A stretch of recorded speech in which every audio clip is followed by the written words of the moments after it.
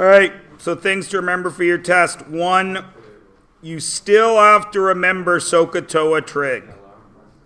You can't forget regular right angle trigonometry. Grade 9 and 10 trig. You got to remember it. I'm not going to go over it. Right? We're comfortable with SOHCAHTOA. 2, you got to remember this. Quadrant 1, quadrant 2, quadrant 3, quadrant 4. And C-A-S-T. What does that mean? Sine, cos, tan are all positive up there. Nice. Here, only sine is positive. Here, only tan is positive. And here, only cos is positive. And the reason for that is sine x over hypotenuse, y over hypotenuse, cos is x over hypotenuse, and tan is y over x. Y and x are just coordinates, and hypotenuse equals the square root of x squared plus y squared, which is why the hypotenuse is always positive. Right? Everyone's still good with this? Third thing,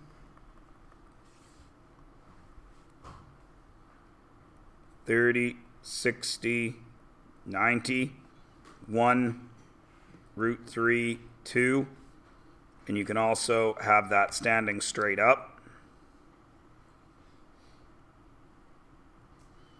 which is 30, 60, 90, and it's 1, 2, root 3. And the other special triangle is 45, 45, 90, and that's 1, 1, root 2. Sine and cos law, you don't have to memorize them. I'll give them to you.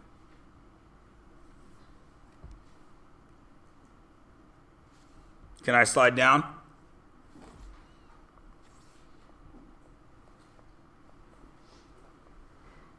Sine law, just remember, it's side over sine, or sine over side. You can do whichever one you want, but you got to remember to keep it all the way through. Right? And remember, they've got to be opposite each other. Right? For A, ambiguous signs.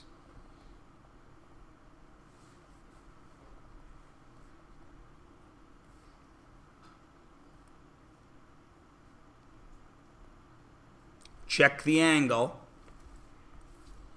Check the altitude. Right? Because it's got 3 choices. The altitude can, 1, not reach. 2, it can be exact. 3, it can be long. 4, it can be 2 sides. So what do I mean by that? I'll do the black, not reach, I'll write in black. Your altitude, your third side is too short, will never reach, right? The exact one, I'll do in green. The exact one comes right down and makes what kind of angle? 90 degrees. So if your altitude equals your third side, it's one triangle. I'll do this one in gray. If it's too long, so if this side is 7 and your other side is longer than 7, it's got to go way out here. Because if it went here, it would not make a triangle. It would shoot past 7, wouldn't it? And the last one, which I'll do in light blue,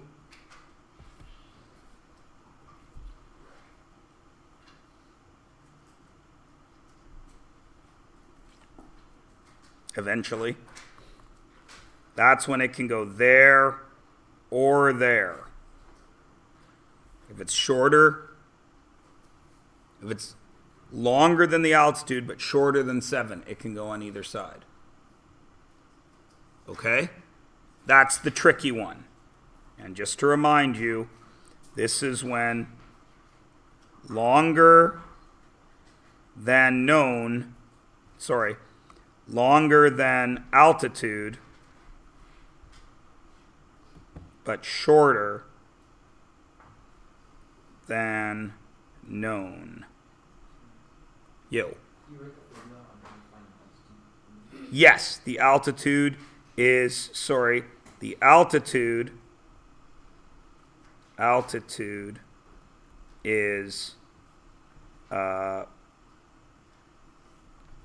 in this case 7 sine A. Is that enough for everybody? Like, this is your known side. Always make it your known side, and then it's 7 sine whatever that is. And that's just SOHCAHTOA trig, right? So if we actually drew this out, it would be SOHCAHTOA trig. How can this mess you up?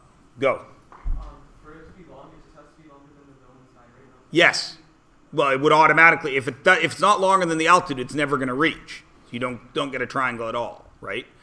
Now, when will this mess you up? When you're doing trig with this, if you come down on this blue side and you do your sine law, this is going to be lower than 90, isn't it? When you do sine law, because that's what your calculator wants it to be, right? You got to remember, this is obtuse. So you got to use your brain. If you're trying to find that triangle and you come up with less than 90, you got to remember about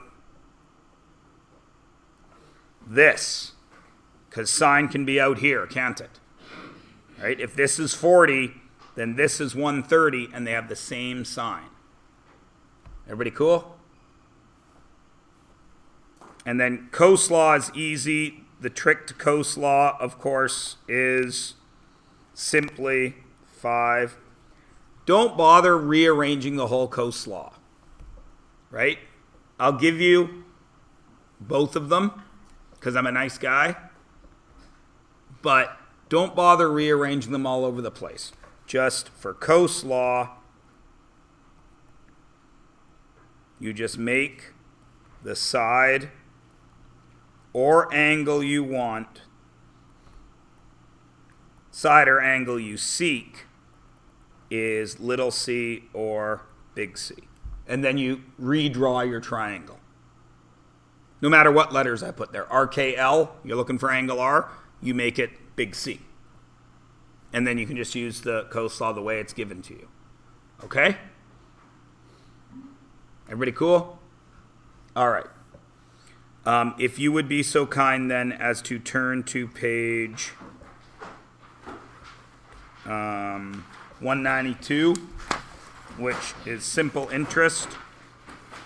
Hopefully you have the cool Pokemon font like I do. Did I do that for you? That was good of me.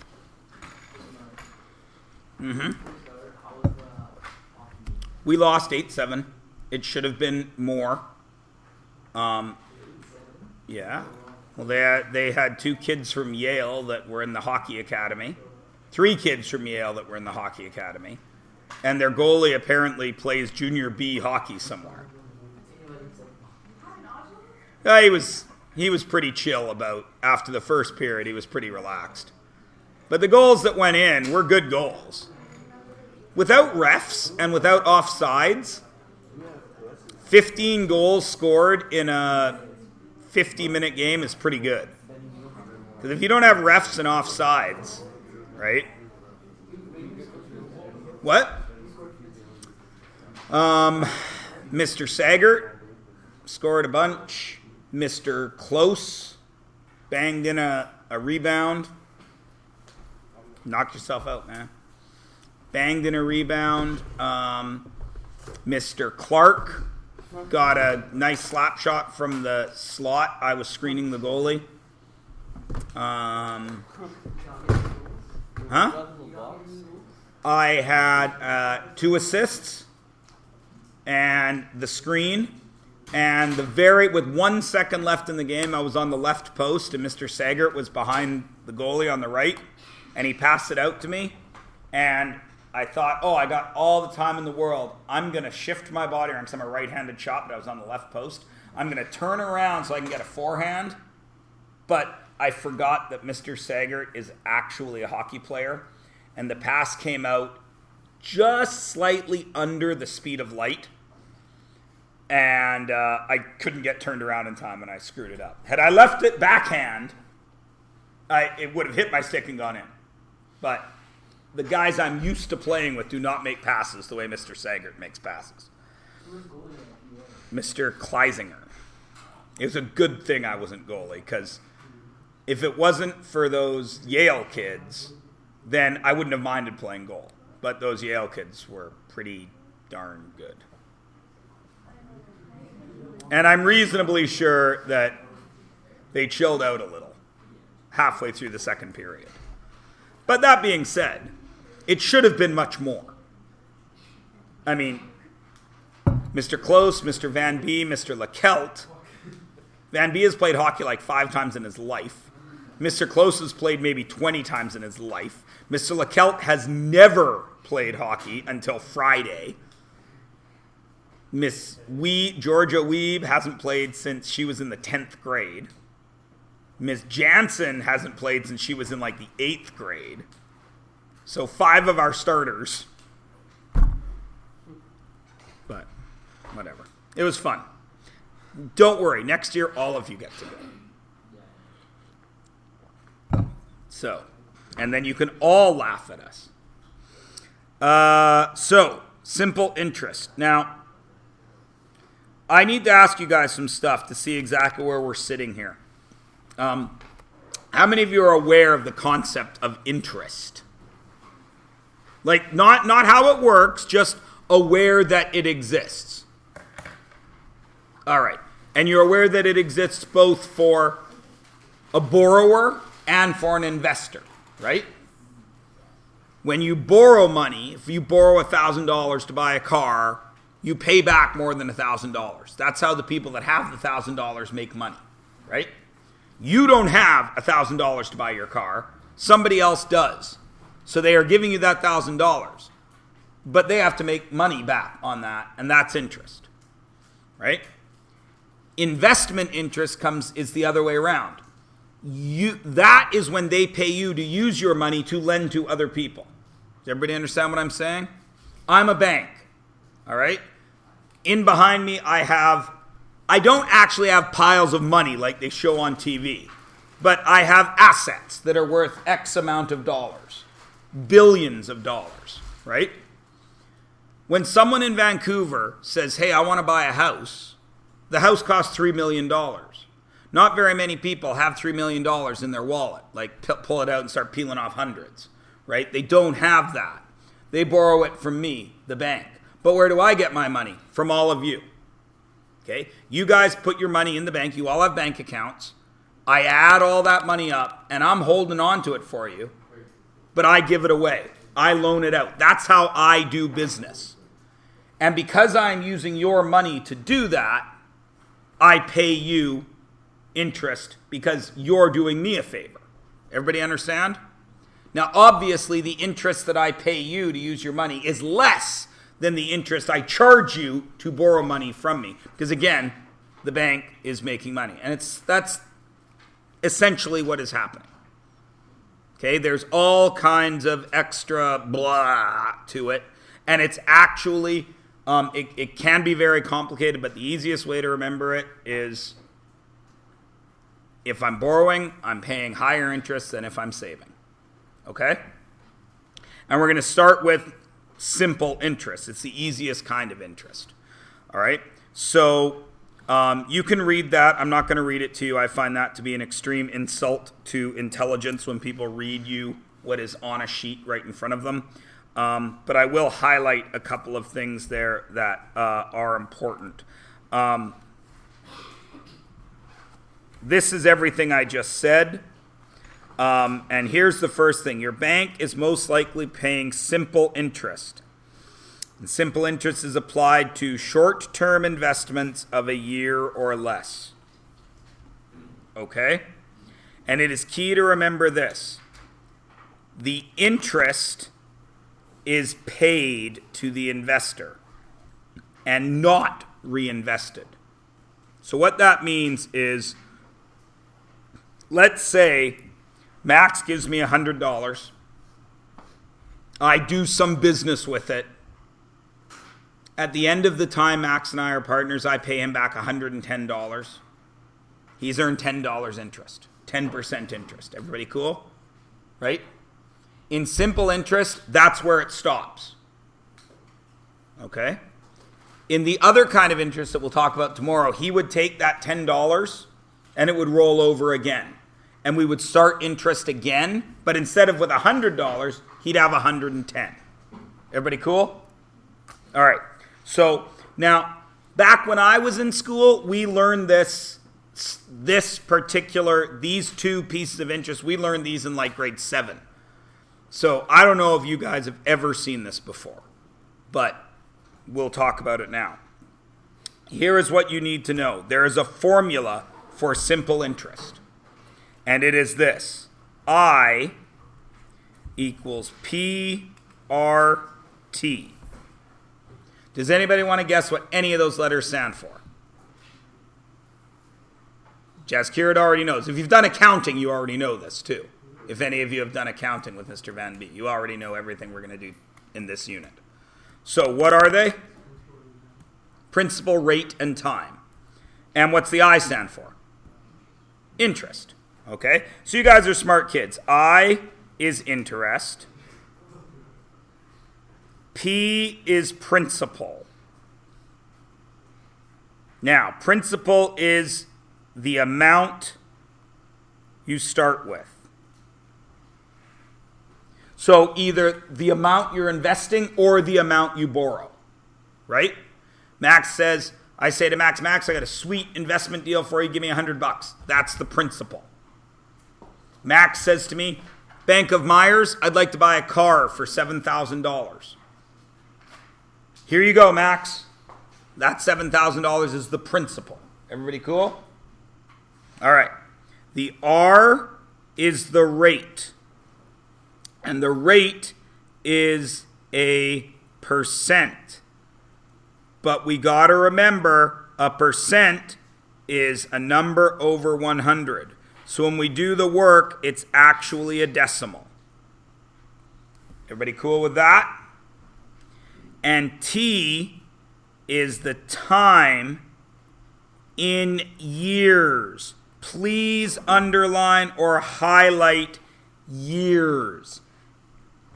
Interest is always done, simple interest is always done in years. Even if you're not going to leave the investment there for a year, the interest is still calculated in years. And I'll show you what I mean. This first one right here, your bank's going to pay you 2% per annum. What's annum mean? Year. It's Latin for year. Annual. So, assume your bank pays 2% in simple interest for holding your money. If you left $500 in the account for 1 year, how much would you earn? I equals PRT. What's my P? 500. That's how much I started with. What's my R? 2%. Remember, percent is over 100, so it's 2 over 100, right? So I'm going to write 2 over 100, and time is 1 year, so what goes in for T? 1. Now on my calculator, I'm not going to do 2 divided by 100, am I? What am I going to put in my calculator? 0.02. So then I'm going to hit up my calculator. I'm going to do 500 times 0.02. And I'm not even going to do times 1, am I? And what's my answer? $10. Is everybody cool with that? I know I didn't give you a chance to practice it because I shouldn't have needed to. 5 times 2 is 10. Or is it 500 times 2 is 1,000, and I need 2 decimal places, 10. Everybody cool? That's the easy one. Now, what if it was 2 years? What would be there instead of 1? 2. Right? What if it was 5 years? 5. Everybody cool? All right. If everyone's cool with that, I'm going to move on to where it's the only way that this gets anything other than simple. And it's this. If I change. So, in this case, in B, has the principal changed? No. Has the rate changed? No. Has the time changed? Yes. So, first thing we're going to do is we're going to actually do the work. I still equals 500. It still equals 0.02. R still equals 0.02. But what is time now? How do you think I will fill that out? Right. 45.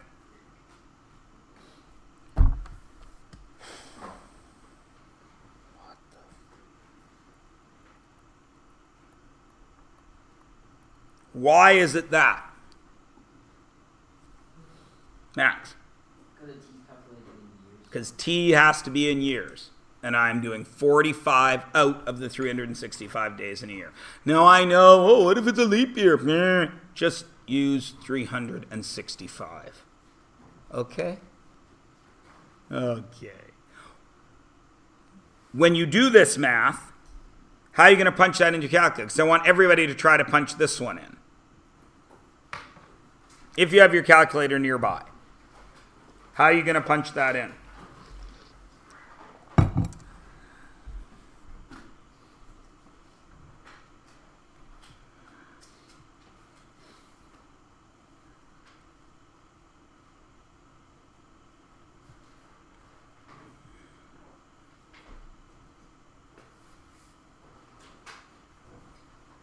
Because there's lots of ways you could do it to punch it in. I just want to hear how you guys are punching in, because I know what the answer is.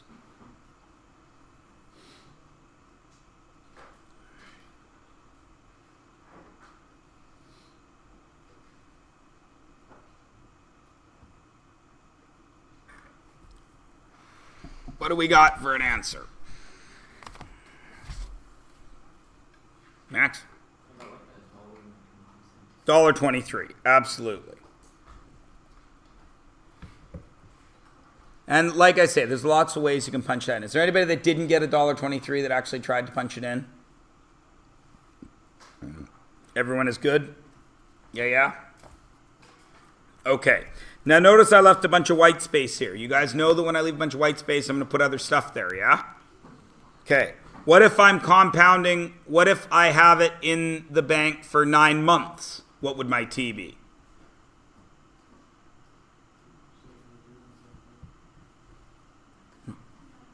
Nine over 12, right? So if it's months, it's over 12. If it's days, what the?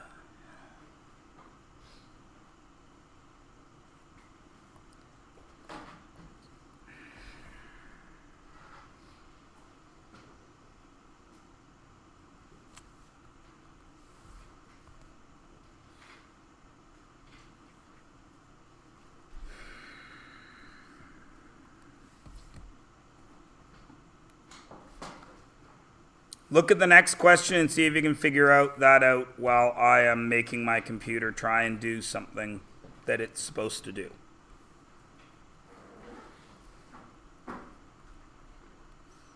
What's different about the next question?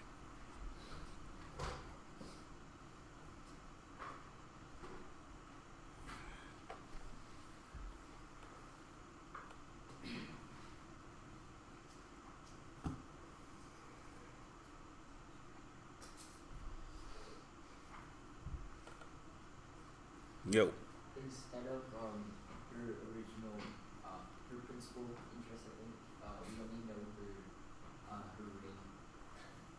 much interest rate. Yeah, we don't know the principal. So what do we have to do to that formula? We got to change it up. We got to do algebra, right? So, but since it's all multiplying, it's super easy, right? if we know I equals PRT, well, then what's R?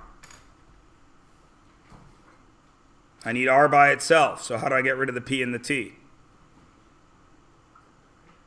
Divide. So it's going to be I over PT, right? What if I want P?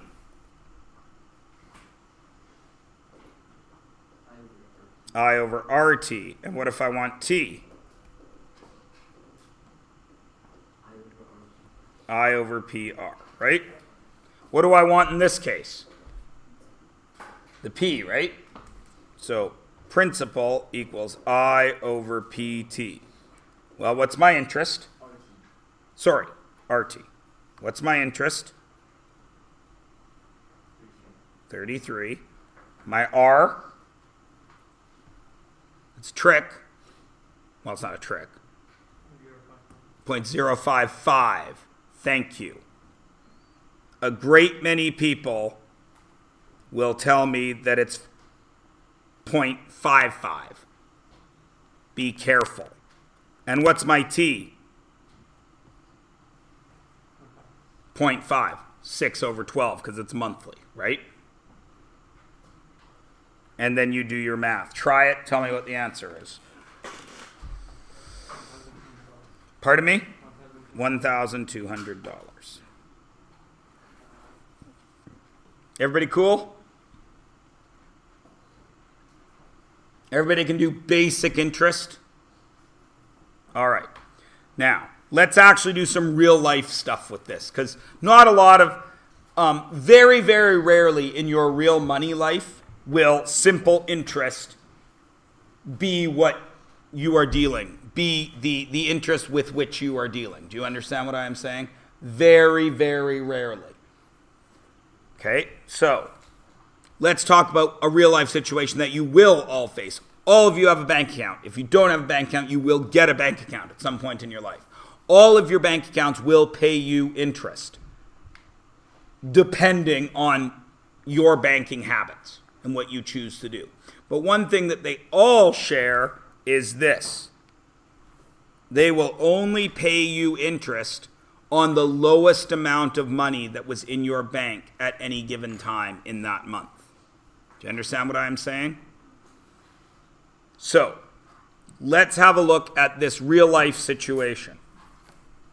On April 1st, Erin deposits $850.25. She already had $250.31. So what am I going to do with those two numbers?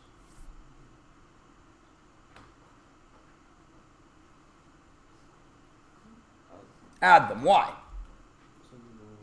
So you know how much money she has in her account. She already had $250. She got a paycheck for $850. Now she's got that in her account, right?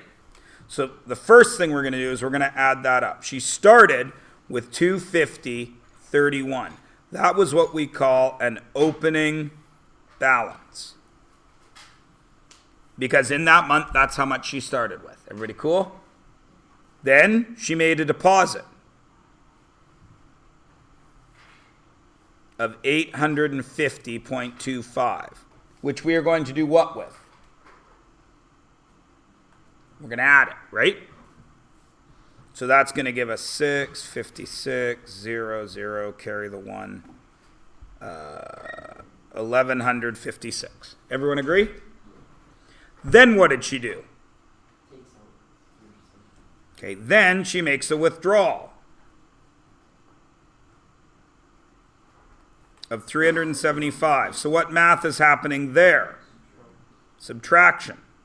So it's going to be 56 and 5, 2, and 7, 725.56. Everyone agree?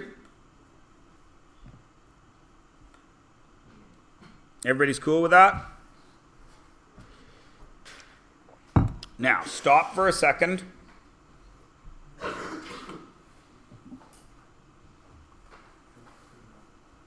What happens next?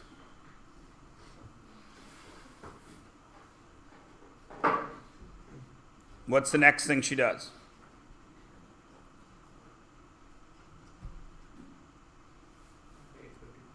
Doesn't technically she put in $450 That's what happens. But what does she do? Because there's a reason. It's going to make a difference. What does she do? She puts in $850 first. So the first thing she does is a deposit of $850.25 again. And since it's exactly the same, it's a pretty safe bet, and it's on the 15th. It's probably her paycheck, right? Everyone agree? Okay. So 1, carry the 1, 9, 5, 7, 15, 75, and then she withdraws 400, right? Leaving her with 1175.91. Is everyone cool with that? And then you can see she does nothing else that month. I want to know what her bank account balance is on May 1st.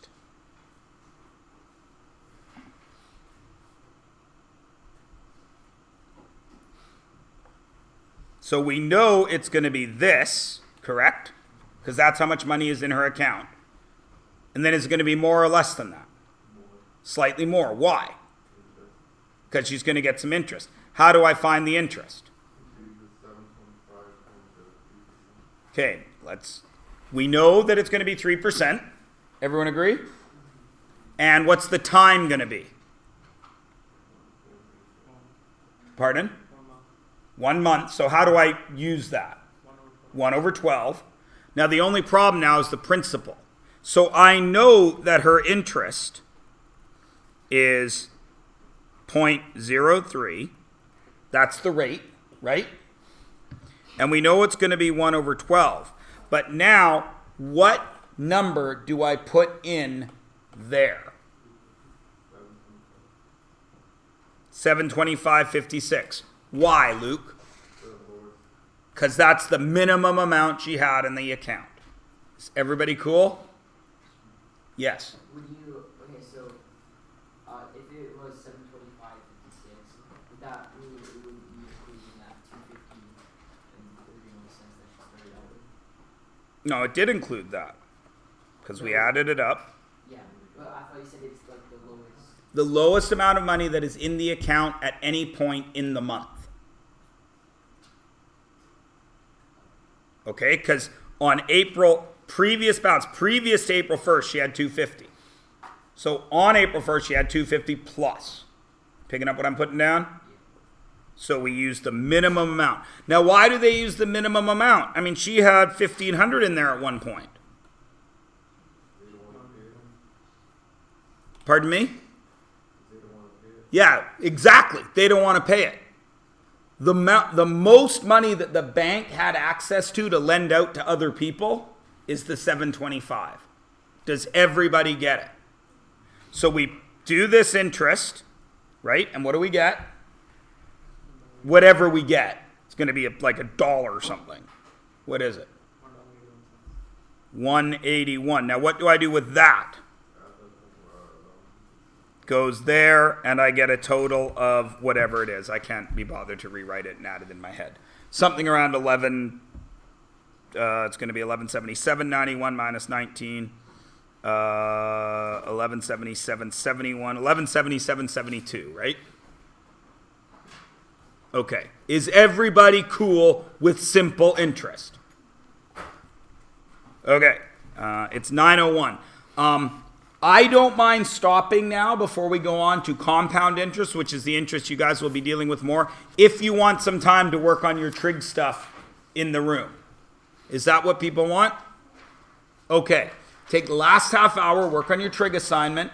Tomorrow we'll do a bit of work with the easy side of interest.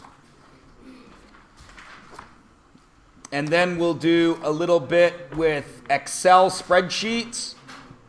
And then I'll teach you how your graphing calculator can do all the interest you need in the world. And then we'll technically be done. Okay?